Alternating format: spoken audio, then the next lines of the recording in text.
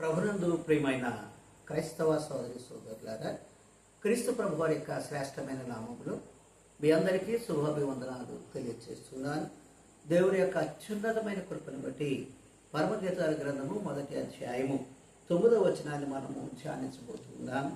ప్రియులారా, ఇక్కడ మనం చూసినట్లయితే, నా ప్రియురాల ఫరో యొక్క రథాశ్వములతో నిన్ను పోల్చదనని సొలొమోను షూలమితితో మాట్లాడుతున్నారు. ప్రియులారా, మనం ముందే జ్ఞాపకానికి తెచ్చుకోవాల్సిన విషయము, షూలమితి అనగా సంఘమని, రాజు అనగా సొలొమోను అనగా సంఘం, క్రీస్తు ప్రభువారు అనే విషయాన్ని మనము జ్ఞాపకానికి తెచ్చుకోవాలి. ప్రియులారా, ఇక్కడ క్రీస్తు ప్రభువారు సంఘాన్ని ప్రియురాల అని పిలుస్తున్నారు. ప్రియురాల అంటే అతి ఇష్టమైనటువంటి దానా అని.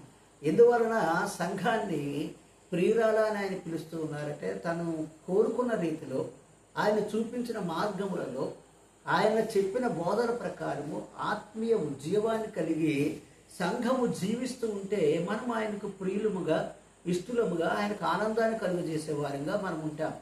ఒకడు పుట్టేళ్లను అర్పించడం కన్నా ఆలకించి ఆయన మాట వినుటను శ్రేష్టము అనే వాక్యాన్ని మనం చదువుతున్నాం.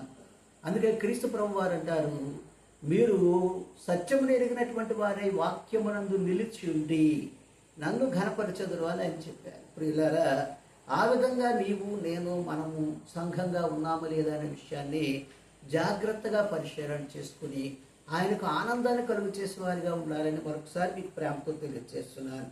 రెండవదిగా చూసినట్లయితే, ఫరో యొక్క రథాశ్వములతో నిన్ను నేను పోల్చేదని అంటున్నాడు. దేనితో పోలుస్తున్నాడంటే, ఫరో యొక్క రథానికి కట్టబడినటువంటి అశ్వాలు అంటే గుర్రాలతో పోలుస్తున్నాడట. అంటే మనకు కొంత ఆశ్చర్యం కలుగుతుంది. ఈ లోకంలో పోల్చడానికి గుర్రాలు తప్ప దేవునికి మరి ఏమీ దొరకలేదా అంటే, దేవుని మాటలు శ్రేష్టమైనవి, పవిత్రమైనవి, న్యాయమైనవి, యథార్థమైనవి, ఎన్నో సత్యాలను మనకు నేర్పించేటటువంటివి. ఎందుకు రథ అశ్వాలతో మనల్ని పోల్చాడు దేవుడు? దాంట్లో ఉన్న ఆంతర్యం ఏమిటి, దాంట్లో ఉన్న మర్మం ఏమిటి అనే విషయాన్ని మనం పరిశీలన చేస్తే, ఆ రథానికి కట్టబడినటువంటి అశ్వములు చాలా ధైర్యము కలవి, వాటికి భయం అనేటటువంటిది ఉండదు.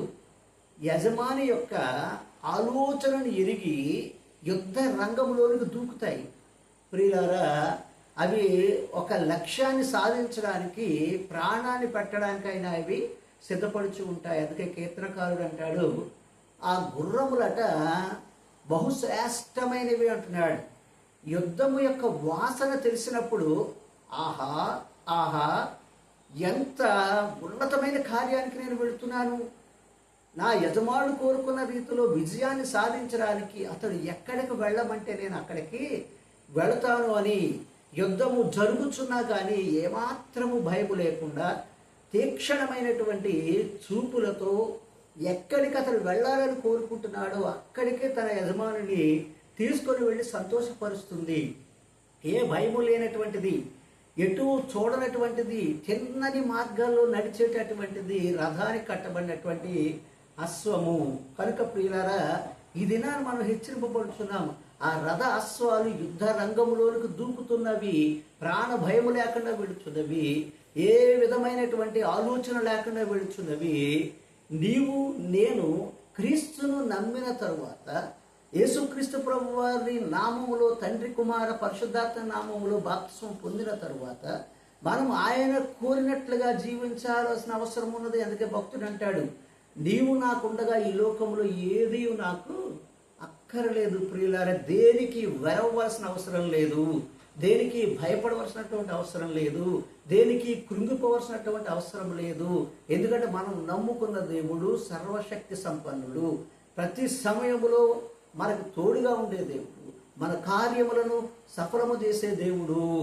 ఆ యుద్ధ రంగములో ఒక పక్క డాలులతో, ఒక పక్క బాణాలతో, రకరకాలైనటువంటి విన్యాసాలతో యుద్ధము ఘోరముగా జరుగుతూ రక్తము కాల్చున్నా కానీ ఆ అశ్వములు ఎక్కడా ఆగకుండా వెళుతున్నాయి. ప్రియులారా, ఒకసారి అపోస్తల కార్యాలు 2వ అధ్యాయము 14వ వచనంలో మనం చూసినట్లయితే, పేతురు చేసినటువంటి ఒక అమూల్యమైన కార్యాన్ని కూడా మనము చూడగలుగుతూ ఉంటాం.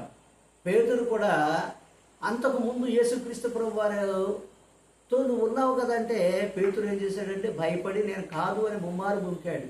అలాంటి పేతురు దేవుని ఆత్మచేత అభిషేకింపబడిన తరువాత లేచి వారి మధ్య నిలబడి మూర్ఖులైన మీరు ఈ తరము వారికి వేరే దేవుడి వాక్యాన్ని అంగీకరించండి.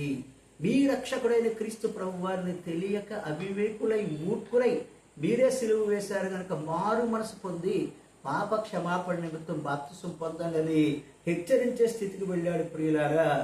అలాంటి స్థితిలోకి మనం వెళ్ళాలి. అతను అంటుంటాడు 2వ అధ్యాయం 36వ వచనంలో, ఈ యేసునే దేవుడు ప్రభువుగాను రాజుగాను నియమించారంటాడు. ఒకప్పుడు ఆయన ప్రభు అని ఒప్పుకోవడానికి భయపడినటువంటి పేతురు అనేక వందల మంది వేల మంది సమక్షంలో అతడు ధైర్యంగా లేచి మాట్లాడుతున్నాడు. అతడి ప్రసంగాన్ని, అతడి బోధన విన్నటువంటి వారు మొట్టమొదటిగా వేల మంది బాప్తిస్మాన్ని పొంది సంఘంలో చేర్చబడ్డారు. కనుక ప్రియులారు, ఇక్కడ ఆ రథాస్వాలకున్న ధైర్యము, ఆ రథాస్వాలకు ఉన్నటువంటి లక్ష్య సాధన, ఆ రథాస్వాలకు ఉన్నటువంటి యజమాని పట్ల ఉన్నటువంటి కృతజ్ఞత, ఆ యజమాని కొరకు జీవించే తత్వము, అవసరమైతే ప్రాణాన్ని పెట్టే తత్వము, చేరవలసిన గమ్యానికి వేగంగా చేరేటటువంటి తత్వము నీకు నాకు ఉన్నట్లయితే మనం పరలోక రాజ్యాన్ని చేరగలుగుతాం. కనుక అట్టి అస్వాద రీతిగా మనం జీవించినట్లు విశ్వాసములో ఎదుగుదాము, దేవుడి వాక్యాన్ని అనుసరించి నడుద్దాము, ఉన్నతమైన స్థితిని పొందుదాము.